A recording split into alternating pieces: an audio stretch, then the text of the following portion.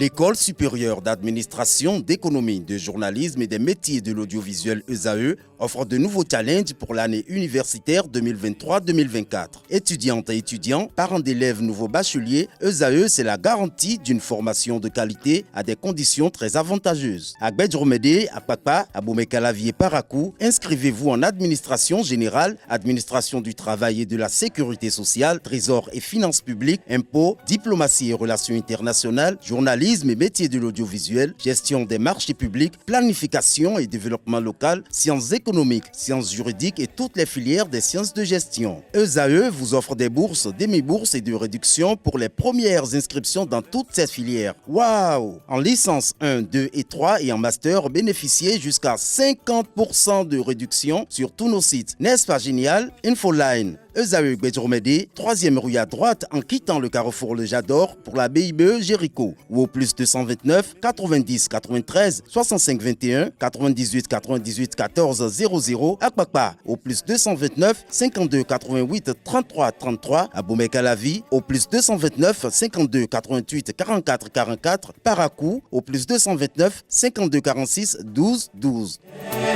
ESAE, l'excellence à un an.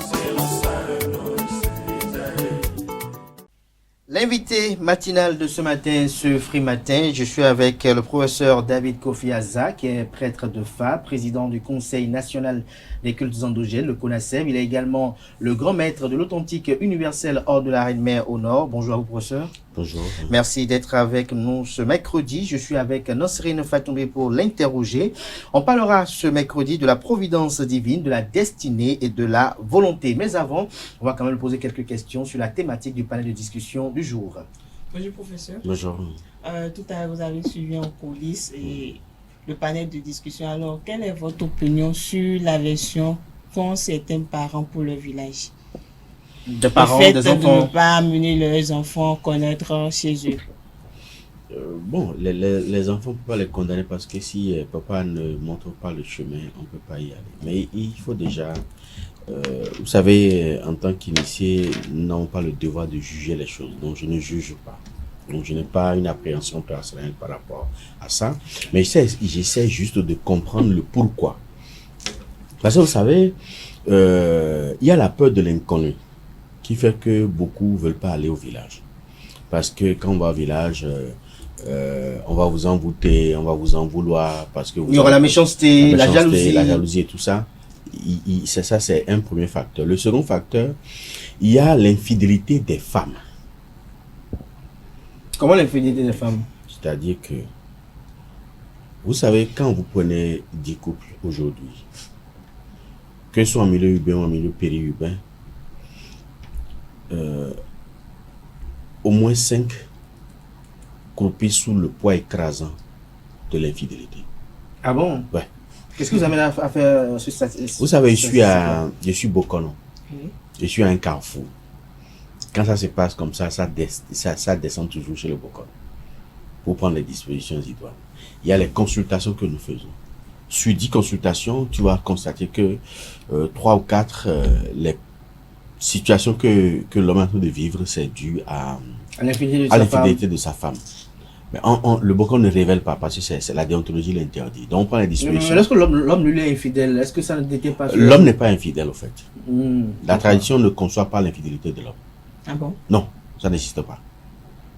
Ça n'existe pas. Ça, c'est une conception débridée, étriquée de l'Occident que nous avons hérité au fait. Sinon, la tradition ne conçoit pas l'infidélité. Une petite digression, puisque vous dites que la tradition ne conçoit pas, on avait dit quelque chose ici qui a été objet de discussion entre un interview et moi, où vous dites que, par exemple, la masturbation, la tradition n'a rien prévu par rapport à ça.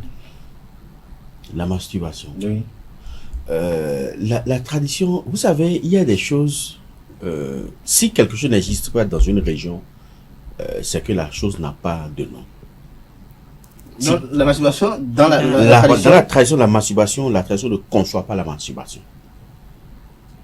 La tradition ne conçoit pas la masturbation. C'est pour ça que dans la tradition, ça... Et la question qui m'a été demandée de vous poser, c'est que, donc, vous pouvez dire que dans la tradition, un initié qui se masturbe n'est pas assujetti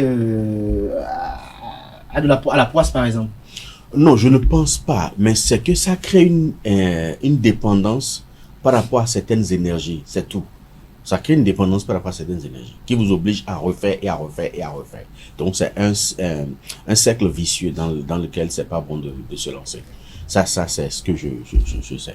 Alors, lorsqu'on parle de ces enfants-là qui ne veulent pas aller au village et Oui. qui ont peur de la jalousie, de la méchanceté, Mais il n'y a pas que la jalousie. La Il- sorcellerie. Voilà, Non, généralement, bon, les gens c'est mettent pour ça que j'ai sur dit, le je compte. mets tout ça dans la peur de l'inconnu.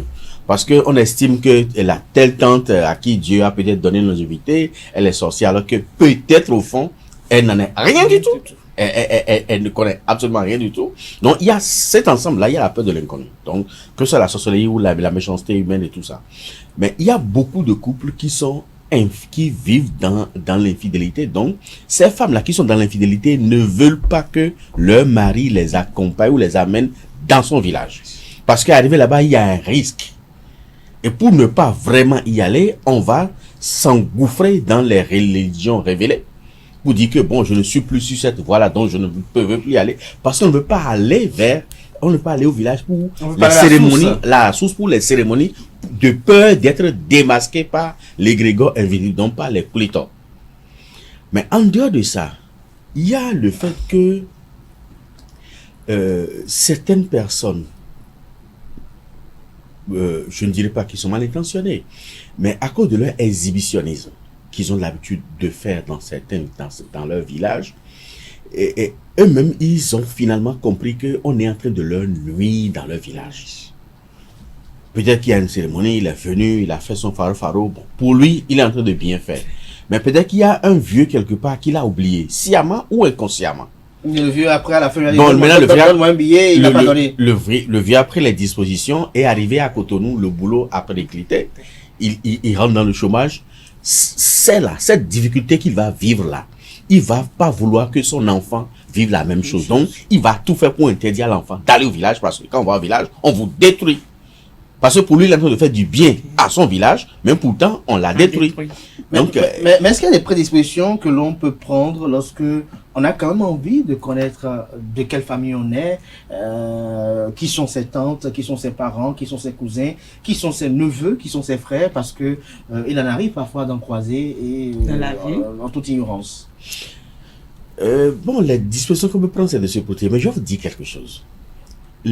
Nos frères qui sont au village ont plus besoin de nous que nous n'ayons besoin d'eux. Donc, ils ont tous intérêt à ce que nous rentrions au village. Parce que quelqu'un qui travaille à Cotonou ou dans une ville quelconque du pays et qui rentre au village, il ne va pas rentrer les mains vides. Mais si c'est avec 5 000, même si c'est avec 10 000, il va rentrer avec. Et déverser ces 10 000 là dans le village.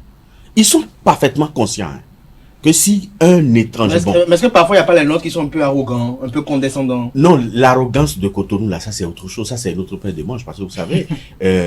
On veut jouer le citadin. Non seulement on veut jouer le citadin, mais c'est que quand vous avez un peu de moyens et qu'on va au village, on estime que ceux qui sont au village ne sont pas civilisés.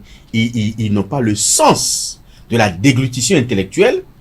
Et à partir de là, on pense que quand on vient d'ici, on peut tout leur imposer. Mais là, ils sont réfractaires à ça. Parce qu'ils ont leur raisonnement. Ils ont leur mode de fonctionnement. Et vous pensez qu'ils sont dans le dénuement total. Donc, comme la main qui donne, c'est la main qui ordonne, on n'ordonne pas partout. Ceux qui sont au village, ils ont besoin de nous. Et a priori, si vous n'avez rien à vous reprocher, vous n'avez aucune précaution à prendre pour aller au village. Au contraire, ils vont prier pour vous, pour que là où vous avez trouvé les moyens pour leur donner, que cela soit toujours présent et que vous puissiez continuer toujours par leur donner. Donc, ils ont vraiment besoin de nous. Le problème ici, Oui. il faut mettre de côté notre perception que nous avons d'eux et les prendre comme un autre nous-mêmes. Et comme ça va aller. Moi, je vais tout le temps au village.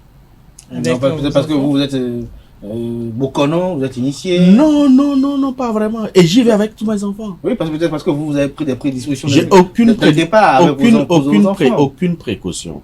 Si vous rentrez pas dans les histoires du village, vous n'aurez rien Oui. du tout. Mabaho et ton quoi. Ne rentrez pas dans ça. Ne rentrez pas dans les tiraillements de Dans parcelles, d'intérêts. voilà, les trucs internes et autres là, les histoires d'héritage. Femme d'autrui au village. Femme d'autrui au village, ou bien peut-être qu'une femme jolie que vous avez trouvée et que, bon, toi belle comme ça, que tu fous au village ici, bon, va aller, viens en ville. Ne rentrez pas dans leurs histoires. Vous n'aurez aucun souci. Parce qu'ils ont besoin de nous. Ils ont besoin de nous, effectivement. Donc, ils ont intérêt à ce que nous allions au village. Et ils ne vont pas nous détruire pour autant si vous ne rentrez pas dans les histoires. Si vous rentrez pas dans les histoires. Merci à vous, professeur. On va rentrer dans la thématique du jour qui a pour thème Providence divine, destinée et volonté. Alors, selon vous, qu'est-ce que la providence? La providence divine, vous savez, autant que nous sommes sur cette terre, nous avons quelque chose à accomplir de façon divine. Ça peut être insignifiant à nos yeux, ça peut être sectoriel, ça peut être local, ça peut être dans une certaine mesure pas trop perceptible, mais nous avons forcément une mission à accomplir qui est décidée par la providence divine. Et il y en a d'autres dont la mission dépasse parfois leurs frontières. C'est-à-dire ils ont une influence en dehors de leur pays de résidence, ils ont une influence sur d'autres pays, même sur d'autres continents. Donc, la mission n'est pas la même pour tout le monde. Parce que les âmes ne sont pas, en fait, il faut reconnaître que nous ne sommes pas nés égaux. Ça, c'est une hérésie spirituelle. Nous ne sommes pas nés égaux.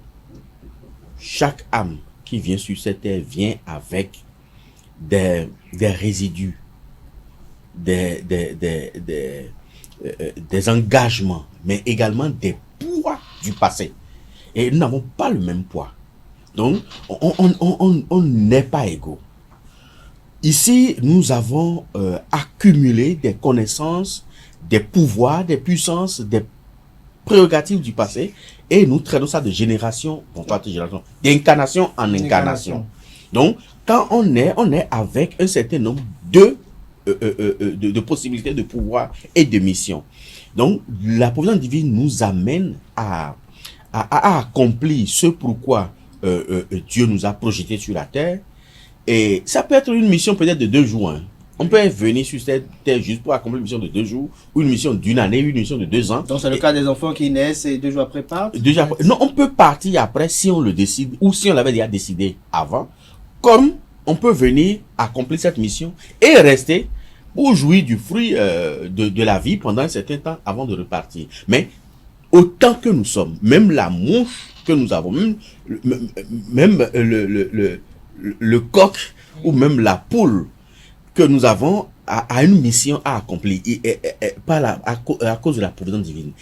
Peut-être que la poule qui est venue, c'est peut-être pour faire un rituel de substitution à Ignaz qui est peut-être à Washington. Et son rôle s'arrête là. Il finit sa mission. Voilà. Donc, autant que nous sommes, nous avons forcément quelque chose qui émane directement de l'être suprême que nous devons accomplir. Alors, comment connaître cette décision de la providence divine? Il y a plusieurs facteurs. La plupart du temps, ça peut être par les mancies. Comme également, si on est une âme très évoluée, on peut recevoir ou percevoir, entrevoir cette mission-là, soit par intuition, soit par des rêves, soit par des prémonitions, ou même par des révélations émanant d'autres personnes. On prend conscience de sa mission. Et ça peut être une prise de conscience même naturelle. C'est qu'on se dit, avec tant, avec ces analyses de déduction, avec telle situation, je me sens dans l'obligation de faire telle chose.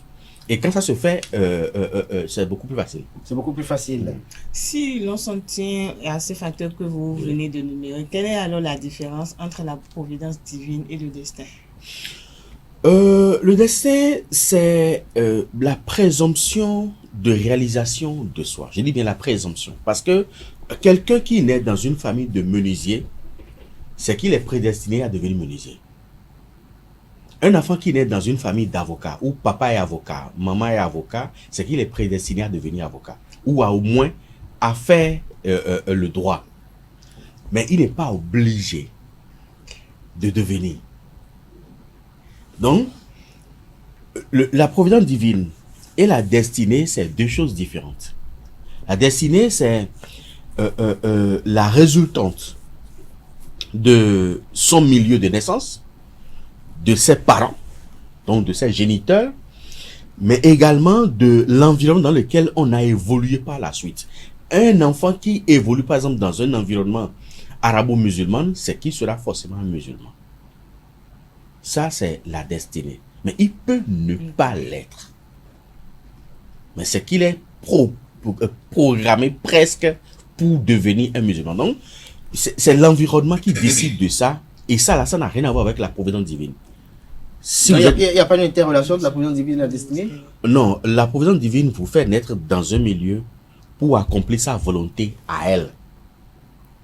Maintenant, être né dans ce milieu-là pour accomplir la volonté de la providence divine, vous pouvez acquérir des compétences qui n'ont rien à voir avec ce que veut la providence divine, mais c'est compte tenu du milieu dans lequel vous avez évolué, vous pouvez acquérir des informations. Ces informations-là peuvent reprogrammer votre destinée à devenir ci ou à devenir ça, ou même à ne rien devenir. Donc on peut changer son destin, on peut réajuster. L'homme reste le maître de son destin. Mais l'on remarque très souvent qu'il y a d'autres parents qui forcent leurs enfants à devenir, comme vous l'avez dit, avocat, huissier, magistrat, sans que l'enfant n'ait voulu cela. L'enfant peut-être a envie d'être médecin, gynécologue ou bien militaire, mais les parents l'imposent à ce qu'il devienne soit avocat ou un huissier.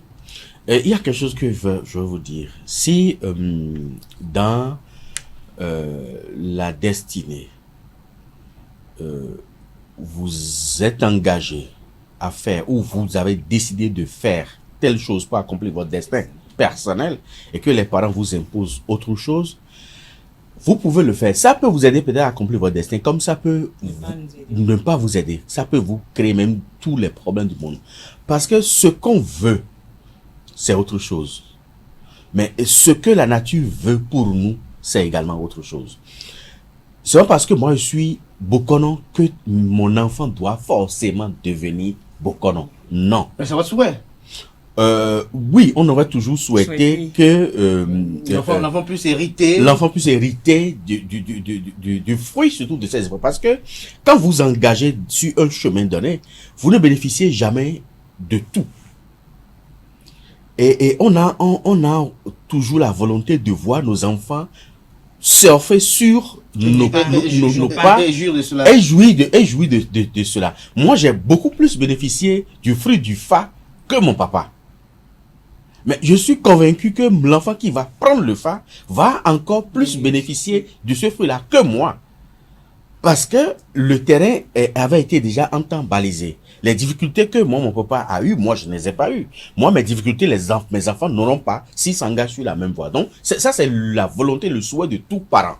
C'est de voir ses œuvres pérennisées par son enfant ou par ses enfants. Mais cela ne peut pas être une contrainte à l'enfant de forcément faire ce que son père a fait. Non. Ou de ce que sa mère a fait. Non.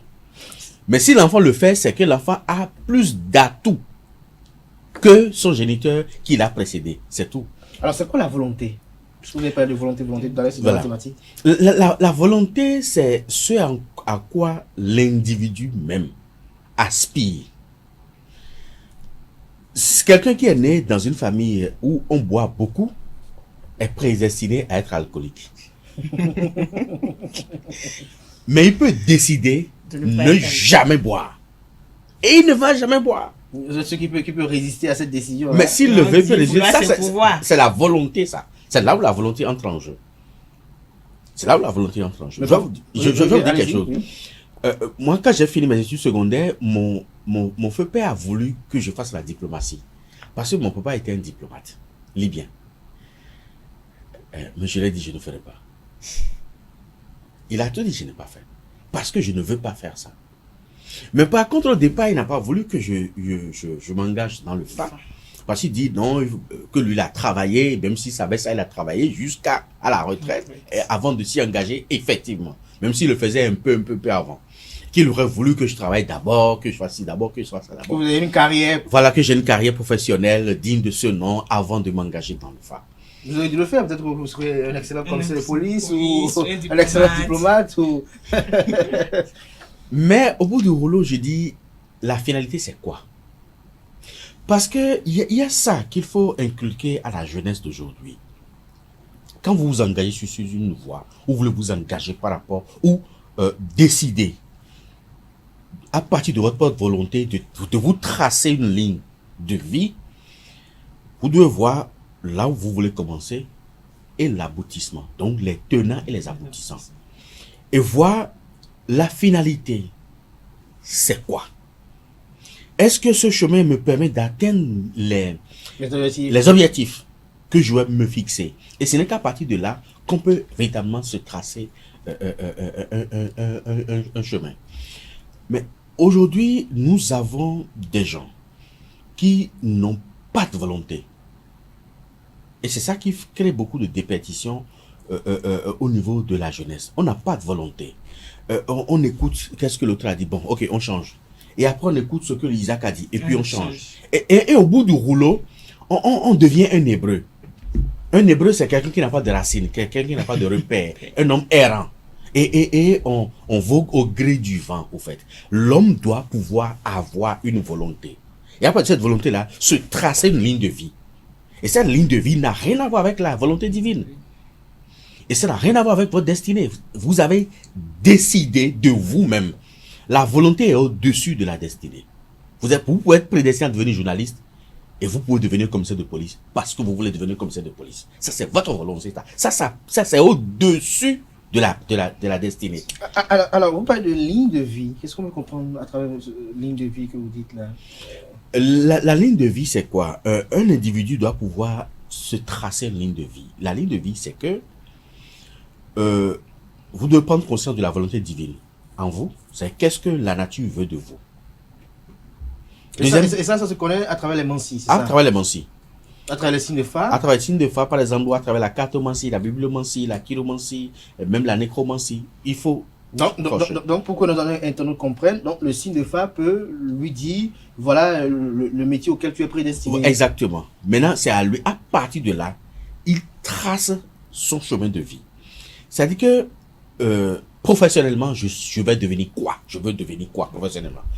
Oui. Généralement, la plupart du temps, on se pose pas cette question. On veut avoir l'argent, peu importe par où l'argent passe. Non. Mais on veut avoir l'argent. Non. On ne peut pas avoir l'argent, peu importe là où l'argent passe. Un homme digne doit pouvoir exercer un métier qui soit utile et licite pour la communauté. Vous devez forcément choisir quelque chose qui soit vraiment utile et licite pour la communauté. Donc, on doit professionnellement se dire, professionnellement, je veux devenir quoi? Alors, professionnellement, je veux devenir quoi? Est-ce que ce choix-là, cette révélation-là, doit être en adéquation, parce que vous avez sorti un ouvrage en temps par rapport aux professions que doivent avoir les gens, ceux qui sont nés un lundi, un mardi, un mercredi, un jeudi, un vendredi. Est-ce qu'on juxtapose cela, c'est-à-dire la date du jour, au signe de phare, ou on s'en tient exclusivement au phare? On peut juxtaposer, parce que généralement, c'est des compléments. Parce que ce que vous avez au niveau du phare, vous allez retrouver la même chose au niveau de la numérologie, les mêmes choses au niveau peut-être de l'astrologie, les mêmes choses peut-être au niveau de la cartomancie ou au niveau de la bibliomancie. Donc, c'est des informations qui se complètent au fait. Donc, on peut fusionner tout ça et dégager quelque chose qui soit bien. Mais il faut toujours avoir en ligne de mire une ligne de vie liée d'abord à sa profession.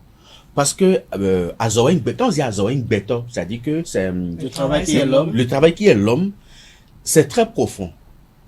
Parce que toute votre vie tourne autour du travail que vous exercez.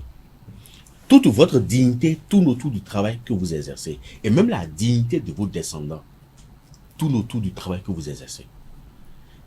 Si vous exercez un travail illicite, un travail préjudiciable, ça va rejaillir sur vos enfants parce qu'ils vont dire c'est peut-être le fils du dealer, c'est peut-être le fils du braqueur. On va pas vous identifier vous-même directement, mais on va vous identifier à travers votre ascendant. Donc c'est important. Et même si vous devez avoir une situation professionnelle, une situation matrimoniale stable, ça dépend de votre situation professionnelle. Est-ce que parfois, David Kofi Azza, je ne vous coupe pas, hein, est-ce que parfois on n'a pas cette volonté? Je prends par exemple, même au Bénin, il y a eu des gens qui ont la volonté, un désir irrésistible d'être président de la République, mais ils n'ont pas pu l'être, par exemple.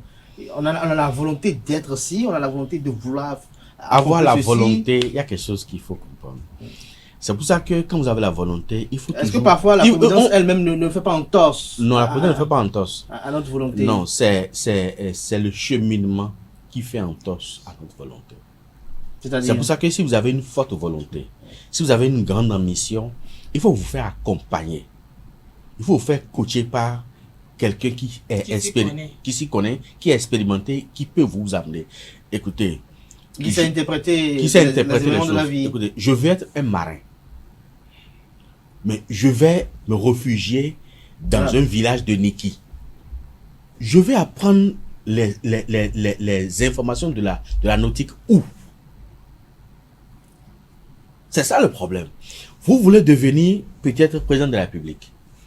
Vous n'avez pas l'argent. Vous n'avez pas la popularité. Vous n'avez pas les ressources humaines de qualité autour de vous. Vous allez devenir président de la République. Comment? Mais il y a arrivé des gens qui ont peut-être tout ce que vous dites, mais la providence, comme on le dit. Non. Écoutez, je dis bien, l'homme reste et demeure le maître de son destin. Si vous voulez aller à un niveau donné de votre vie, vous devez être proche des gens qui ont déjà fait ce parcours-là. Même s'ils n'ont pas réussi, vous devez être proche. Si moi je veux devenir Bokono, je vais me faire ami aux Bokono qui maîtrisent le Fa mieux que moi.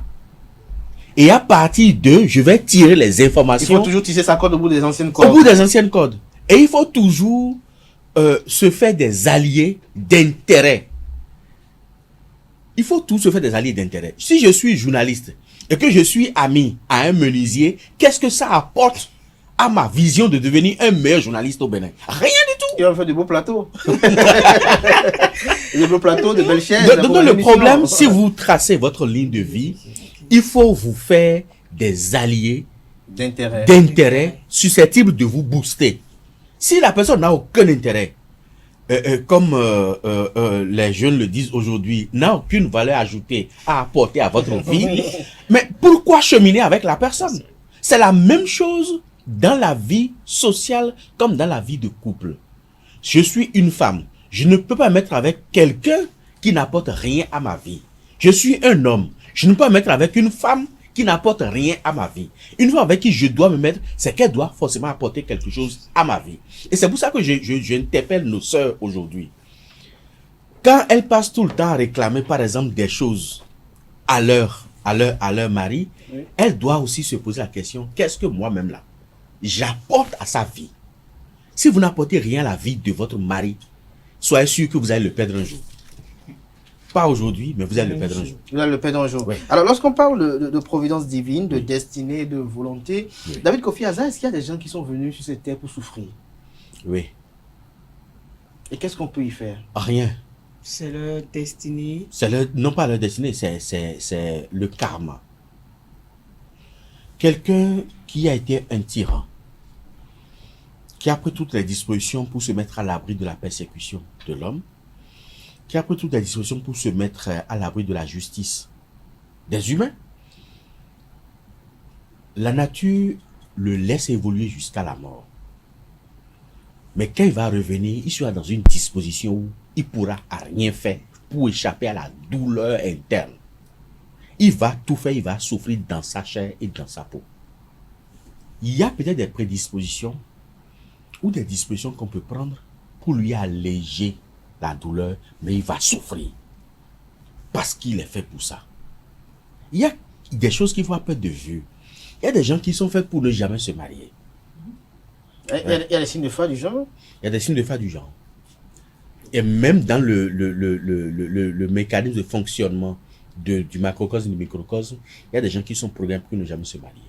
Il y a des gens qui sont programmés pour ne jamais goûter aux délices de la vie. Il ne prendra jamais le champagne, lui. Oui, parce que dans le passé, ils ont eu à faire des choses qui les accompagnent. C'est pour ça qu'au début, j'ai dit, nous ne sommes pas égaux. La tradition aussi croit fortement au phénomène de la réincarnation. La tradition est basée sur la réincarnation. Mais si on revient, qui sont ceux qui restent au niveau des Plutons? Il y a l'esprit. Je vais vous dire quelque chose. Oui. L'homme est tridimensionnel. L'âme. Il y a l'âme personnalité, il y a le corps physique et l'esprit. C'est l'âme qui se réincarne, c'est pas l'esprit. Ok. C'est l'âme qui se réincarne. Merci de préciser à nos amis internautes pour qu'ils comprennent. C'est l'âme qui se réincarne. Puisque les trois corps sont imbriqués, toutes les expériences que le corps physique vit sont transposées dans le disque de l'esprit et dans le disque de l'âme. L'âme remonte quand l'homme décède le 41e jour. Le cordon d'or se brise et l'âme sort du corps. Donc, quelqu'un qui est décédé et qu'on enterre demain, on l'a enterré avec son âme et avec son esprit. Parce que c'est le 7e jour que l'esprit se détache du corps. Et le 41e jour, l'âme personnalité se détache du corps. L'âme remonte maintenant à la source primordiale, qui est l'anima mundi, va vider le disque dur là-bas, tout en conservant l'intégrité des informations, et redescend encore sur terre pour incarner un nouveau corps. Au niveau des clitors, c'est l'esprit qui reste et qui ne quitte pas notre sphère terrestre. L'esprit fait le va-et-vient entre la terre et la lune. C'est tout. La lune, c'est sa région démiurgique. Et la région démiurgique de la personnalité, c'est le soleil. Donc, c'est l'esprit que nous canonisons. Le clitor que nous avons au niveau des reliques métalliques, ou au niveau des egungun, et ou au niveau des togbezipé, c'est l'esprit des défunts. Ces esprits-là restent ici. Mais l'âme revient et se réincarne au fur et à mesure. Moi, j'ai quand même une question à deux volets Oui. pour vous. La première, c'est de savoir comment prier la providence. Et tout à l'heure, vous avez donné des exemples de métiers. Est-ce que pour connaître son métier, il faut d'abord aller consulter le FA, ou comment on fait pour connaître le métier adéquat à une personne? Connaître son métier adéquat, il n'y a pas que le phare. Il y a beaucoup de possibilités pour savoir exactement ce qu'on Mais peut pour faire. avoir la bonne information, La parce que bonne information. l'autre problème aussi de nos amis internautes qui parfois m'écrivent aussi, ils disent que à des moments donnés, vous allez faire des consultations, vous avez l'impression que c'est la consultation qui est venue tout empirer. Je ne pense pas. Oui, parce qu'il y en a qui le disent. Je rappelle juste cette conversation avec un de nos amis internautes qui est à Lille, qui dit par exemple que c'est le jour où j'ai fait ci, j'ai fait ça, que j'ai vu que la situation s'est encore empirée, par exemple. Est-ce que parfois c'est pas encore la source d'autres problématiques, pour pas dire d'autres problèmes? Vous savez, il faut savoir choisir à qui vous confiez spirituellement. Parce que le Bokonon, c'est un médecin de l'esprit. Le Bokonon est un médecin de l'esprit. Or, il y a trop de charlatanisme dans tous les métiers, pas seulement dans le métier du Bokonon. Nous avons des journalistes qui sont des charlatans. Le charlatanisme, c'est le fait de prétendre connaître quelque chose dont vous ignorez absolument tout. Donc, il y a beaucoup de charlatans au niveau du feu, il y a beaucoup de gens qui se disent Bokonon, mais qui n'en savent absolument rien du tout. Et souvent, ils sont les plus fougueux. Voilà, exactement. Donc, quand vous allez vers eux, ils vont tout foutre en l'air, au fait. Ils vont même détruire le peu d'équilibre que vous aviez avant d'aller vers Donc, eux. vous perturbez. Voilà. Donc, le problème n'est pas Il y en a plein sur TikTok. Est-ce que vous suivez un petit TikTok un peu? Oui, je suis. Parfois, ça me donne des mots de tête. Ça donne même le ticket. Vous êtes irrité parfois. Très irrité. C'est très irrité de parce voir que... ce qui est fait de nos Parce divinités. que, voilà, ce qui se passe aujourd'hui avec nos réalités endogènes, les conséquences vont se faire savoir d'ici 10 ans, d'ici 15 ans. Ce sera la destruction. Ce sera la destruction.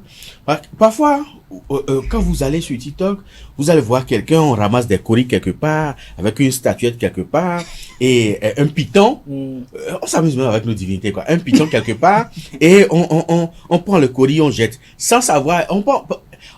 8 coris ou 16 coris, je ne sais pas combien de coris là, mais on ramasse les coris seulement. On jette. Et puis on dit, bon, oui, c'est bon, tu vas voyager. Oui, tu vas te marier avec Angéline. Bon, on peut pas. Oui, ils utilisent Internet pour faire des consultations. On peut pas faire. En live, en fait. Non, la consultation, on peut faire des consultations en ligne.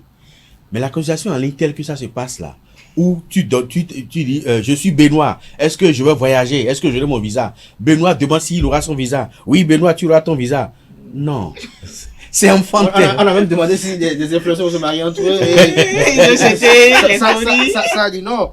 Au fait, c'est de la chimère qu'on est en train d'exposer au grand monde. On propose par exemple savon de chance, voilà, dès que tu achètes, voilà. Et voilà, tu vas construire 10 étages à la fois, en même temps. Au fait, il faudrait que nos gens aient un peu de jugeote. Parce que notre tradition est codifiée. C'est pour ça que je dis, c'est non si moyen quoi. Les gens ne me digèrent pas parce que la tradition est très codifiée. On ne peut pas faire une consultation à quelqu'un avec son prénom. Parce que si tu me dis que tu t'appelles Cadet, mais il y a 1000 cadets dans Cotonou. Si tu me dis que tu es Benoît, Mais rien que dans le Bénin, là, il y a combien de milliers de Béninois. Et bien je dis, est-ce que Benoît va se marier avec Jacqueline? Mais il y a des centaines de milliers de Jacqueline à travers le monde. Parmi les centaines, il y a Jacqueline. Il y a un couple de Benoît Jacqueline qui doit le faire.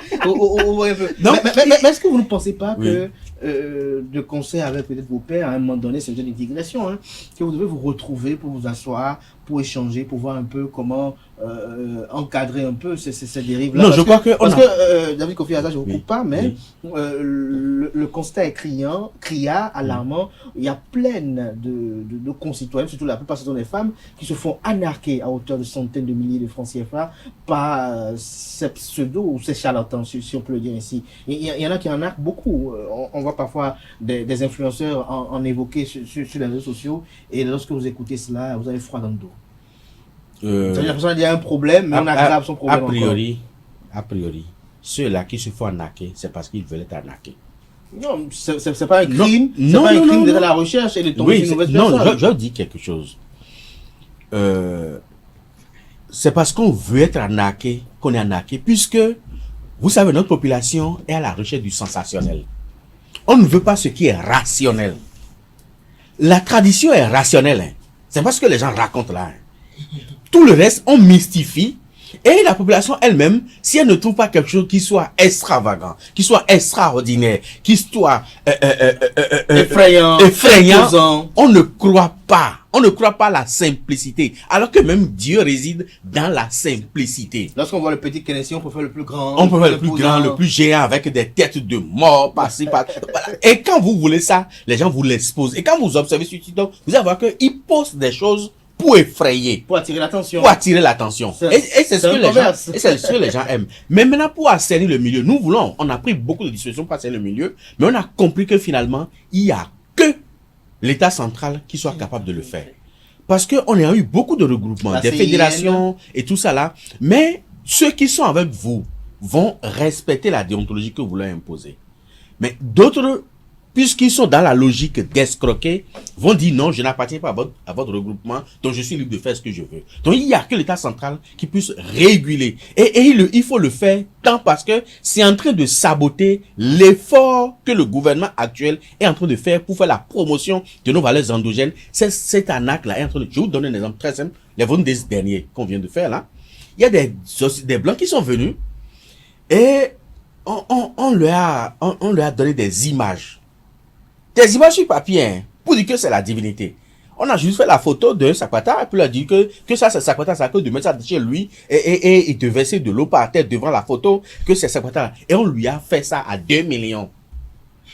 On lui a pris 2 millions pour lui remettre une image pour dire que c'est la divinité. Ceux-là en train de verser de l'eau et de boissons par terre. C'est en Belgique. Peut-être que s'il croit, ça peut lui donner l'exauce de ce qu'il espère. Dans sa tête, pour lui, c'est ça Sakwata. Mais Sakwata n'a rien à voir avec cette image-là qu'on lui a remis. Encore que c'est des images de Gambada et tout ça qu'on a cumulé, on a fait le montage, on a mis dans un tissu et puis on lui a remis. Et il verse de l'eau par terre, il verse du boisson et il se procède devant ça. Pour lui, dans sa tête, c'est 50 ans. Et on a fait ça, le vendredi dernier, et on lui a pris 2 millions. Et c'est en Belgique, à Bruxelles. Il est en train de se masturber les ménages par rapport à ça actuellement. David Kofi Azza, pour finir, nous sommes à la fin. Un dernier commentaire sur la providence divine, la destinée et la volonté. Ce que je peux dire, nous devons avoir à cœur ces 3 principes-là. La providence divine, qu'est-ce que Dieu veut pour moi?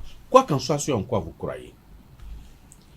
Les conditions dans lesquelles je suis né, est-ce que j'ai appris mon parcours académique, mais la formation que j'ai reçue, tout ça regroupe la destinée. Et cette destinée-là, est-ce que c'est ce que moi-même je veux? Si c'est parce que vous voulez, vous avez maintenant la volonté de changer et de donner une nouvelle orientation à votre ligne, à votre vie et d'avoir une ligne de vie claire. Il faut toujours avoir une ligne de vie claire. Vous devez savoir là où vous allez. Merci à vous, David Kofi Azza. Je rappelle que vous êtes prêtre de Fa, président de CONASEB, le Conseil national des cultes endogènes, également grand maître de l'authentique universel hors de la Reine-Mère. Merci pour ces moments d'échange assez riches et intéressants. Merci à tout un chacun. Merci à vous, Nasrin Fatoumi, d'avoir conduit avec moi cet entretien.